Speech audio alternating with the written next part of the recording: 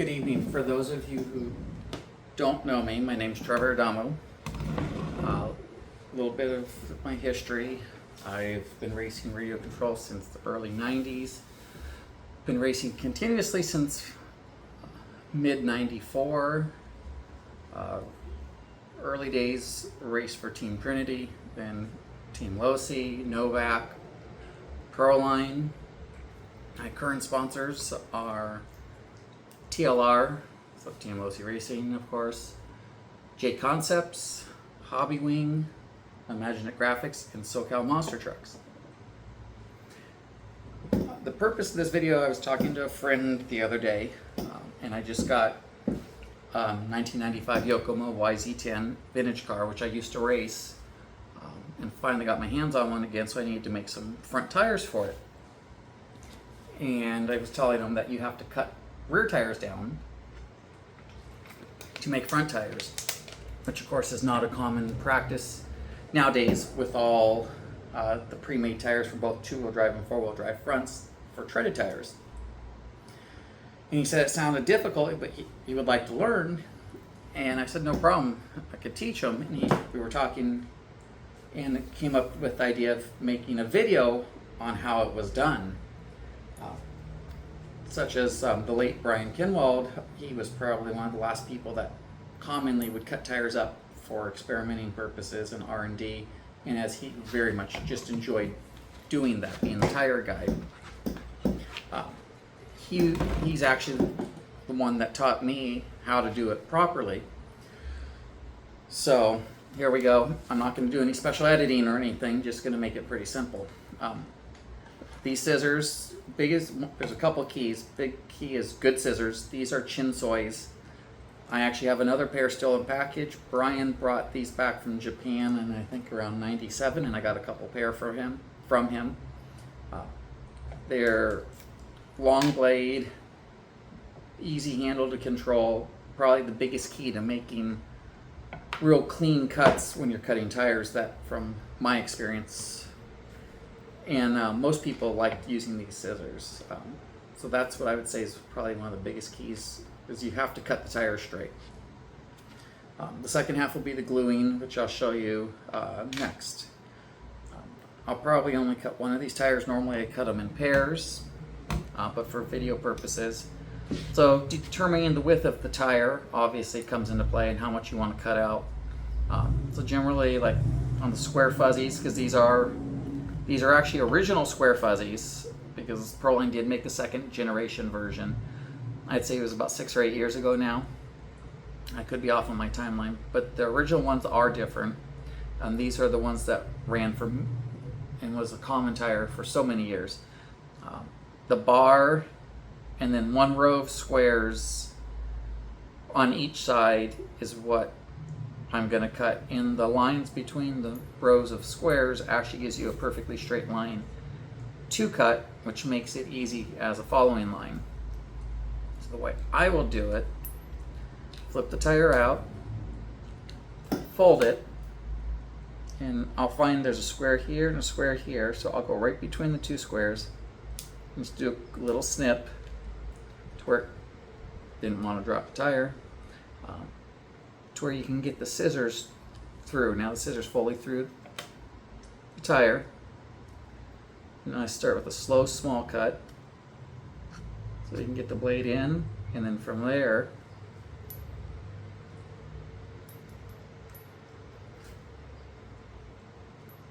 just follow along the straight line.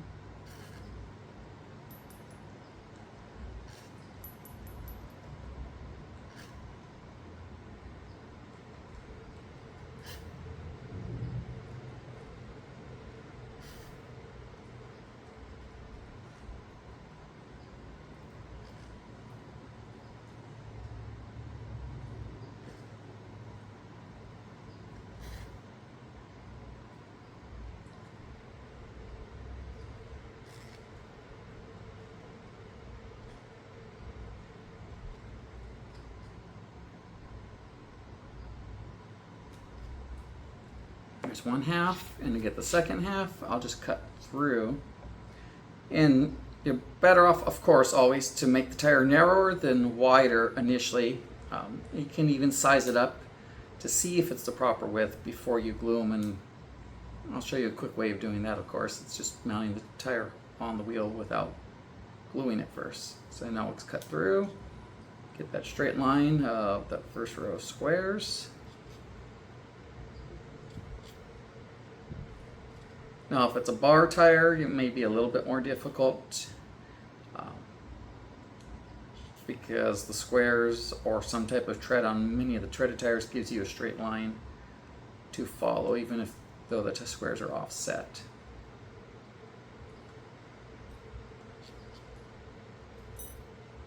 And of course, different compounds, softer compounds are a little bit harder to work with because the tires are a little bit softer, so it moves around on you more.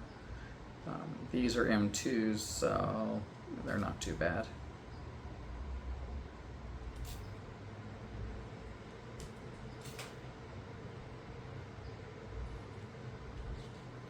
It's been quite a long time since I've actually done this. As common practice, it's been since, I would say, late 90s, once Losi came out with the double X4. Yeah, and they started producing four-wheel fronts of all their different tires. And this went away for the most part, other than here and there. So now what we can do is, and there's two ways you can glue it. You can actually glue the tire back together while it's on a wheel, if it's easier to support and keep everything straight and lined up for you, or you can glue it off, which is how I've done it in the past, but this time I'm going to try gluing it on the wheel. So now, as you can see, that's gives the proper width. And what we'll do is we'll start gluing, and we should come out with a really nice tire. Fingers crossed. So the next step, which is the easiest way I was taught to do the gluing process. This was taught from Brian. And you want thin glue so it dries fast. You do not want the thicker CAs. Take some glue, put it on a penny or some type of something like that. I like a penny because it's obviously cheap and it's got a lip so it holds the glue in place. Take your X-Acto, get some glue on each side of your X-Acto blade. Take the tire,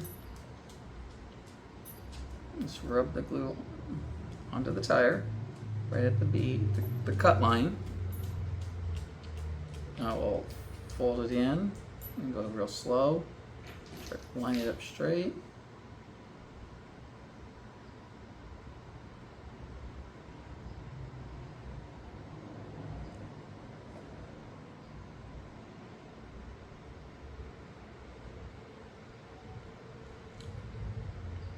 And the tire bonds that quick to itself. It bonds extremely fast, and once you get it started, as long as you keep started straight, it's usually pretty clear sailing. The starting point is the absolute biggest key.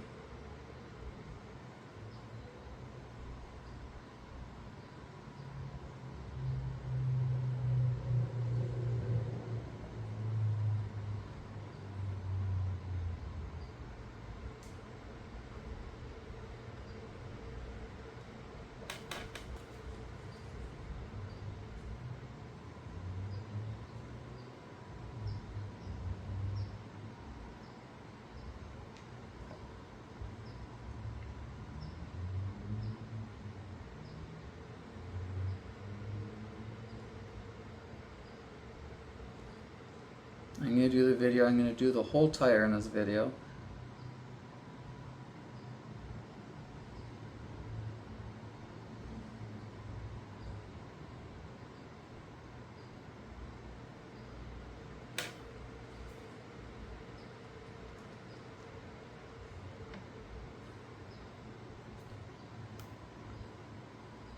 So being this is a tire that's hard to find, hopefully we don't have any issues.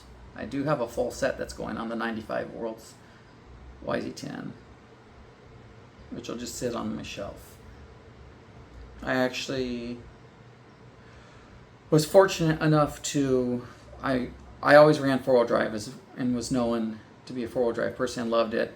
But being I grew up racing with Brian and Hodap and all those drivers at SoCal. Then we went out to M&M when SoCal moved from Garden Grove to Huntington Beach. And once M&M closed, we went back to racing at SoCal in Huntington. I was fortunate enough to grow up racing with all of them. When Brian came back from the Worlds in Japan, the 95 Worlds, where he TQ'd 4-wheel drive, I actually happened to I got all of his stuff actually, because I ran 4-wheel drive so much and had his TQ Worlds car for several years and must have ended up selling it. It got out of my possession, I know that much, and which is a huge bummer because that's such a piece of history to have now. So I've found another car that I'm going to ultimately build back and recreate back into how the car that me and Brian had was. I ran that car. I only ran that car at big races. Then I had my own car that was the same spec that I would run for club racing when we did run 4-wheel drive or smaller regional races.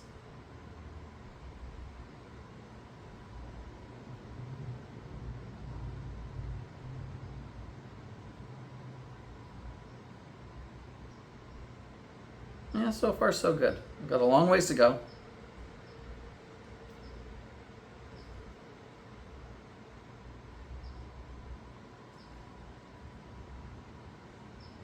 It used to be no big deal to do this. This was such commonplace. Anyone that raced 4-wheel drive was, for the most part, other than Proline, had their fuzzy fronts in the early 90s, so 93, 94, 95. The only front tire was the Proline Fuzzies, which was like an IFMAR pin. Then Losi, when they came out with the XX4, they released that car with 4-wheel drive front IFMAR pins. And for a while, even after that car came out, until they developed more tires, we still had to make our own. And I think the XX4 was somewhere around 96, 97. I don't remember the exact release year. Proline never came out with a square fuzzy and a 4-wheel drive front, which was kind of strange to me. In those days, their first 4-wheel drive front was the Whole Shot. Then Losi came out with the Blockhead. When they did the taper pin rears, they did the taper pin fronts. And then, of course, nowadays you have a much wider range.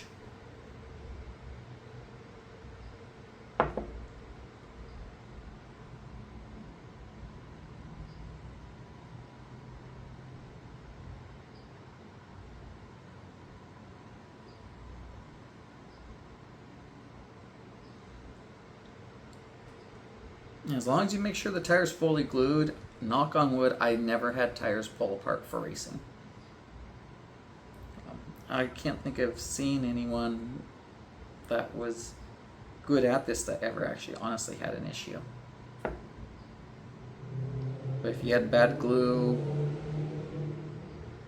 or you just didn't get a good bond, obviously it could be a big problem. But the rubber to rubber seems to glue much better than rubber to plastic even.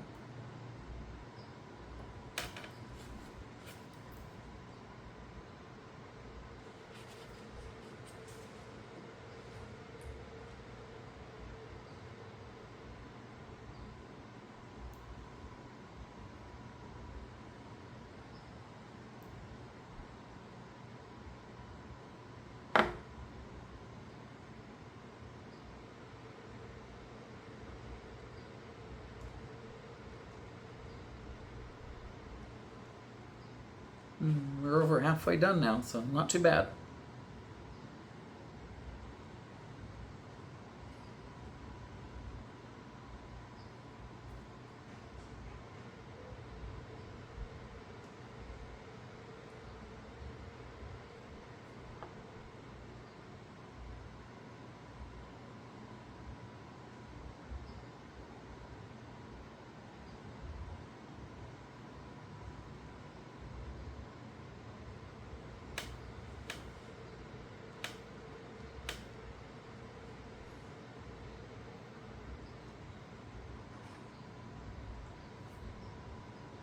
And that, from there to there is what's left. So we're almost 2/3 done.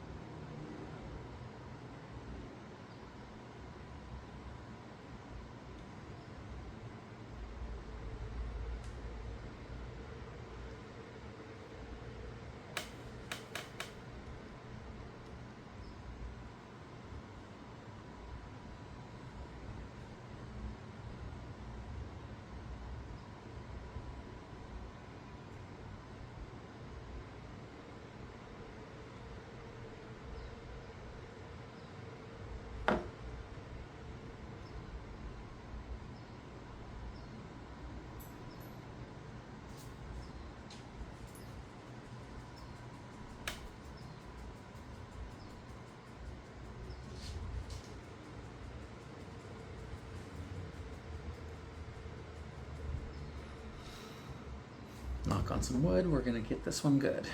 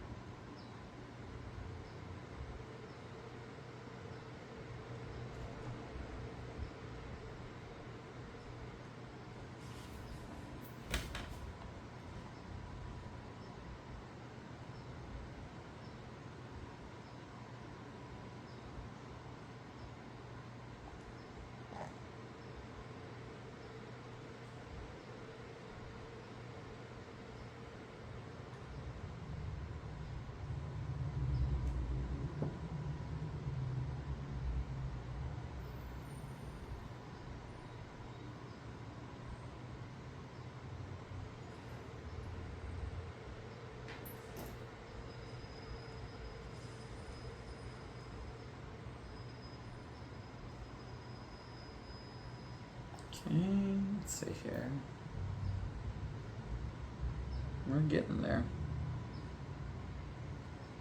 So far, haven't made no mistakes.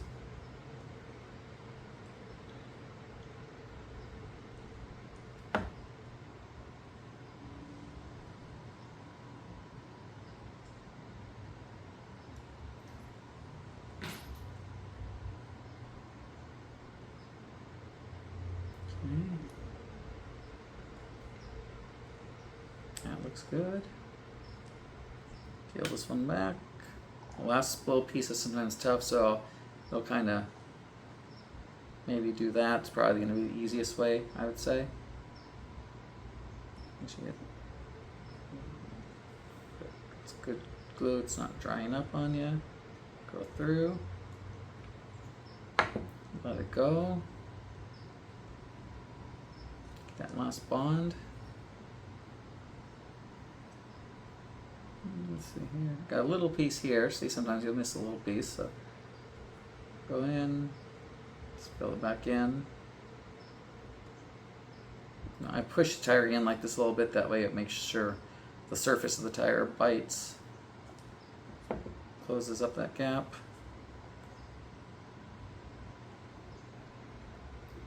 Oh, let me bring this light over 1 second so you guys can see.